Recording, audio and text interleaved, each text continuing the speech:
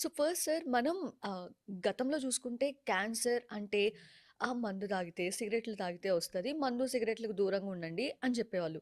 కానీ ఇప్పుడు మందు, సిగరెట్లు తాగే వాళ్ళే కాకుండా నార్మల్ పీపుల్ కూడా క్యాన్సర్ బారిన పడుతూ ఉన్నారు. అసలు ఎందుకు సార్ అసల? క్యాన్సర్ ఎందుకొస్తుంది?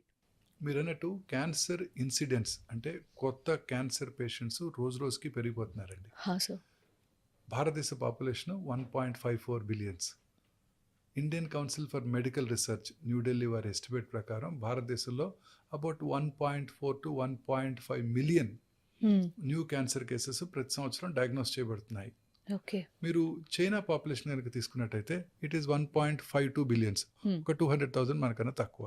కానీ చైనాలో ఉన్న క్యాన్సర్ కేసుల సంఖ్య ఎంతో తెలుసా మీకు? 4.5 మిలియన్. అంటే 3 times of hours. Oh! Chinese మనకన్నా హెల్దీ ఫుడ్ తింటారు, హెల్దీ లైఫ్ స్టైలు, ఇలాంటి దురలవాట్లు చైనాలో ఎక్కువగా లేవు. అయినప్పటికీ చైనాలో క్యాన్సర్ కేసుల సంఖ్య ఎక్కువగా ఉంటుంది. అంటే మన దేశంలో తక్కువగా ఉందని కాదు, hmm. Grossly under estimated, okay. Under reported.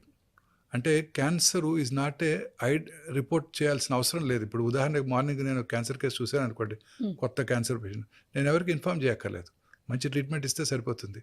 అదే పొద్దున్న కరోనా పేషెంట్ చూశాను అనుకోండి, ఇప్పటికి కూడా నేను వెంటనే మున్సిపల్ అథారిటీస్కి నోటిఫై చేయాలి. Okay. Cancer is not a notifiable disease.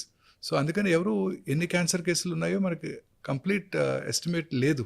Okay. So scientist doctor believe చేసేది ఏంటంటే ఈ 1.5 మిలియన్ కాదండి, more than 4 million new cancer patients ఉంటారని భారతదేశంలో సైంటిస్టులు, డాక్టర్స్ అందరూ ఖచ్చితంగా నమ్ముతున్నారు ఓహ్! అలా చూస్తే మనమే ఫస్ట్‌లో ఉన్నట్టు. ఉన్నట్టు. హ్మ్. సో ఈవెన్ ఐసీఎంఆర్ ఎస్టిమేట్ ప్రకారం ప్రతి 9 మందిలో ఒకరికి క్యాన్సర్ వస్తుంది.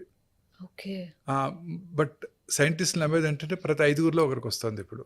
ఓకే. దీనికి మీరు అడిగినట్టు కారణాలు ఏంటంటేనండి, లైఫ్ స్టైల్, జీవన శైలి పూర్తిగా మారిపోయింది. మనం తీసుకునే ఆహారం కానివ్వండి, మనం పెరిగే వాతావరణం కానివ్వండి, ముఖ్యంగా అర్బన్ ఏరియాస్లో క్యాన్సర్ ఇన్సిడెన్స్ చాలా ఎక్కువగా ఉంటుంది. Mumbai metropolitan tumour registry is the highest okay. Cancer incidence. Okay. భారతదేశంలోని గ్రామీణ ప్రాంతాలు ఇప్పటికీ కూడా తక్కువగానే ఉంటుంది. ఆహా! అలాగే ప్రపంచం అంతా కూడా ఇదే ట్రెండ్.